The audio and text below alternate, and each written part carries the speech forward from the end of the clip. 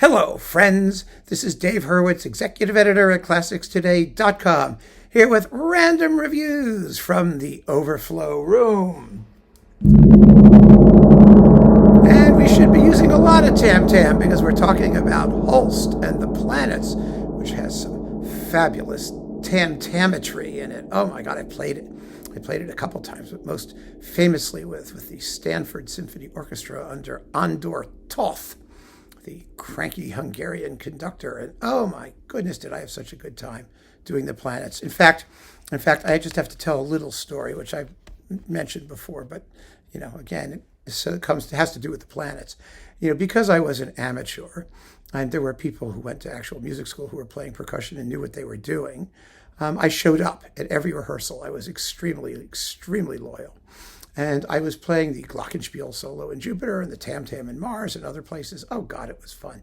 But it's a tough work because it's very rhythmically tricky. And so, we were all crammed into this little rehearsal room, and all the percussion stuff was sitting there. It's nice when you have a sort of regular orchestra where you don't have to put everything away or take it home after every rehearsal. You just sort of leave it there. It was fabulous. So I was playing percussion and nobody else showed up. One timpanist showed up. You need two for this piece. 6 timpani with 2 players. And I was running around like a crazy person, bashing and smashing and crashing. And finally we got to, what's the magician part, Uranus. Yes, I got to Uranus. And Uranus has the wonderful climax with the xylophone going, and it's lots of fun. The 2 tubas are chortling along, and then you've got bass drum and cymbals, crash, thumb, crash, thumb, crash, thumb, crash, thumb. Yeah, and while that's happening, the organ glissando is like this, and we didn't have an organ there at that time. I mean, there was one in the hall where we actually did it, but there's a big tam-tam crash, and the bass drum and cymbals are going, and I'm doing all of that. I mean, just picking up and dropping and thudding, and really quite something. And Toth called a halt. The conductor, he calls a halt to the goings on, and I'm just going, bump, a crash, no, bang, like as loud as I could. And so he calls a halt, everybody stops, and I'm trying to damp everything. The tam-tam's going like it just did. And the cymbals are still swishing, and the bass drum was still reverberating, and then he goes, Piatti, he called all of us percussionists Piatti, cymbals in Italian. He said, Piatti, and I raised my hand and said, yeah. He said, where's everybody else? It's fascinating how he didn't notice, and we were only this far away from him because we were all packed in very tightly. And he says, you're the only person there? I said, yeah, it's just me. He said, well, I have never heard a single person make that much noise in my entire life. I said, thank you, I'll take that as a compliment. The performance went off swimmingly with enough people to actually do what they were supposed to do. So let's see what we have here. The Planets with Adrian Bolt, the 1966-67-ish recording with the New Philharmonia, which is marvelous. I mean, he led the premiere. He knew the piece better than anyone in the universe and conducted it wonderfully every time he did it. So that's that. Then we've got The Perfect Fool and Egdon Heath with the New Philharmonia, with the London Symphony and Andre Previn. Oh, these are wonderful performances. The Perfect Fool is absolutely delightful, lovely little dance suite. And Egdon Heath is a brooding, moody, dark, Thomas Hardy mood study. It's quite lovely. And there's a wonderful footnote where he writes under all the string parts, senza portamento, because in those days they might have just done it, whether he wanted it or not, just like they did all the vibrato. But of course he didn't write senza vibrato. No. Then we've got, this is a classic, Fred Fennell and the Cleveland Symphonic Winds doing the Holst band suites, which are the 2 most iconic pieces of the band repertoire. They're just fabulous. I played them a million times. And with the Bach Fantasia in G major and Handel's fireworks music. The Cleveland Symphonic Winds are just tremendous. This is early Telarc, fabulous sound. It's the reference recording for these works. But Fennell did an earlier version on Mercury Living Presence, but it was in mono. And then, of course, he recorded them a million other times with other groups, like the Tokyo Kosai Wind Ensemble and other people like that. But, oh, this is great. And they're such delightful pieces. They're absolutely brilliant. Holst was a trombonist, by the way. Then we've got Holst and Vaughan Williams, British Wind Band Classics with the Royal Northern College of Music Wind Orchestra under Timothy Raynish. We've got the two band suites, of course, the Bach Fugue à la Gigue, the Holst Two Songs Without Words, including the marching song and Hammersmith. Oh, the marching song is the one thing, and then Hammersmith is separate, of course. Opus 52, one of Holst's great late works, and also another classic for wind ensemble. Vaughan Williams, Toccata Marziale, the Flourish for Wind Band, and, of course, the English Folk Song Suite, which I played 4 billion times as well. Great fun stuff to play. Tuneful, delightful. Audiences love it. People love to play it. It's all marvelous. Then we have here, something different. Not the same old. 3 choral ballets. Very interesting. The Golden Goose, The Morning of the Year, and King Estmere, an Old English ballad for chorus and orchestra. It's not a ballet, really. It's a ballad thing. The Guildford Choral Society, the Philharmonia under Hilary Davin Wetton on Hyperion. These are fun. They're really enjoyable. They don't get performed. None of this stuff gets played. It's such a pity. These choral ballets are the same opus, Opus 45, number 1, and Opus 45, number 2. And you could do both of them because combined they last about 45 minutes. It would make a wonderful second half program. I should think about doing that somehow.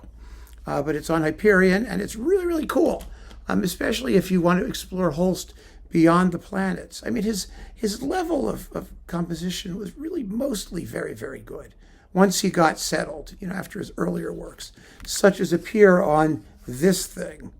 This is a collection of goodies. The Symphony in F, the Cotswolds. This was the premiere recording. It's been done a few times since on Chandos. It's not a great work, not by any stretch of the imagination. I mean, it has an opening allegro that's just 3 minutes and 50 seconds long, a long elegy, which is very attractive, a scherzo, which is nice, and a finale, which is okay. But it's an interesting work in that it doesn't sound like anyone else wrote it, but it's not a great work in that it doesn't sound like great Holst. It's not in itself wonderful. The Walt Whitman Overture, which is Opus 7, before we got to the symphony, well, that's a little more fun. A Hampshire Suite, Opus 28, number 2, the world premiere recording, which also has the Song of the Blacksmith, which appeared in the military band suites, and the Fantasia on the Dargeson, which also appeared in the military band suites. Some of these tunes he reused, little movements he reused. The Perfect Fool Ballet Music, which is, of course, delicious, and the Scherzo for Orchestra from an Unfinished Symphony for Strings, 5 minutes and 52 seconds, one of the last things he wrote, with the Munich Symphony Orchestra and Douglas Bostock. This is on Classico.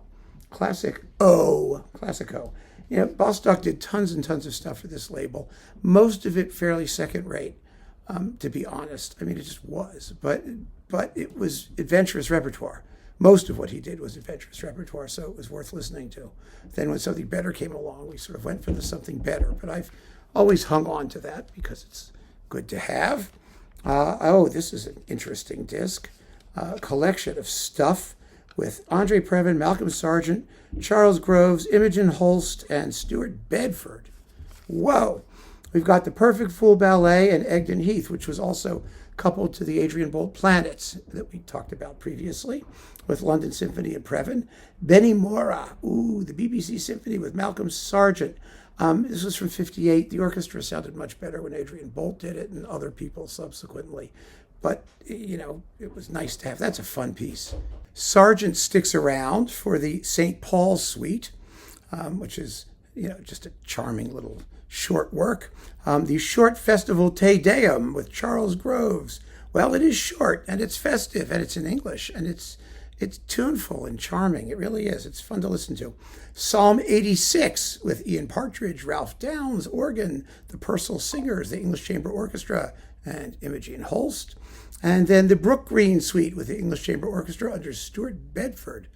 I mean, it's a really full collection, 73 minutes of not totally well-known Holst. So that makes it kind of interesting, actually. Then we've got, what's this? Oh, what a great record this is. The Hymn of Jesus. Oh, a masterpiece. A striking, fabulous masterpiece. The Hymn of Jesus with the London Phil and Charles Groves. You know, at the time that this was around, there were only 2 recordings. There was Adrian Bolt on Decca, which was from the 50s and not as well recorded as this at all. And then this came out. It was thrillingly recorded. And then Hickox did it for Chandos, which is also very, very fine. So there were a couple good ones. Then we have The Wandering Scholar, the opera sort of thing, which we talked about previously, with Michael Rippon, Norma Burroughs, Father Philippe is Michael Langdon, and Pierre, the Wandering Scholar, is Robert Tier. Then the Ode to Death.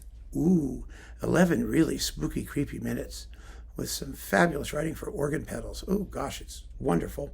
And the choral hymns from the Rig Veda second group, with the London Symphony Chorus Women's Voices. Richard Hickox was the chorus master back in those days. And Charles Groves, again, really it's a tribute to Groves, who just did some fabulous English music stuff. And they put all that in a big Charles Groves box at one point, but that's, of course, probably long gone. So, you know, and this may be findable if it is. If you don't know the Hymn of Jesus, just find it and listen to it. It's glorious, glorious piece. Then we've got, oh, this was fun, the Philharmonia with John Eliot Gardner. You know, he was trying to break out of the Baroque ghetto and do a couple contemporary things, and he really wasn't all that good at it, but this was one of his better efforts. It's The Planets, which is quite well done, you know, with the Philharmonia, and Women's Voices of the Monteverdi Choir, but don't worry, they don't sound like they're doing Monteverdi, and The Warriors by Percy Granger, which is just an insanely fun, wild, and crazy 18-minute-long ballet thing. It's all over the place, and it's really, really enjoyable, which makes the whole disc very enjoyable. You know, I prefer other versions of The Planets that have maybe a little bit more in the way of color and warmth, but I can't complain about Gardner's versions of either of these. They're pretty good. Then we've got Hilary Davin Wetton with the Royal Phil, the Guildford Choral Society, and Lynn Dawson doing the Choral Fantasia, a choral fantasia for soprano, solo, chorus, organ, strings, brass, and percussion, which is quite a piece, only 18 minutes long, and the first choral symphony, which I love. I just love it. There's only one other recording. Adrian Bolt did it, and then this thing came along. It's not great. I mean, Hilary Davin Wetton was not the most compelling conductor in the universe, and some of these performances sounded a little bit under-rehearsed, and this was no exception, but it's not bad. It's really not bad. It's vividly recorded, and oh, it's beautiful music. It really needs another new recording. It really does. It would be nice, but there it is, and that's Holst. That does it for Holst, I think, from the Overflow room. And keep on listening, friends. Thanks for joining me. Take care.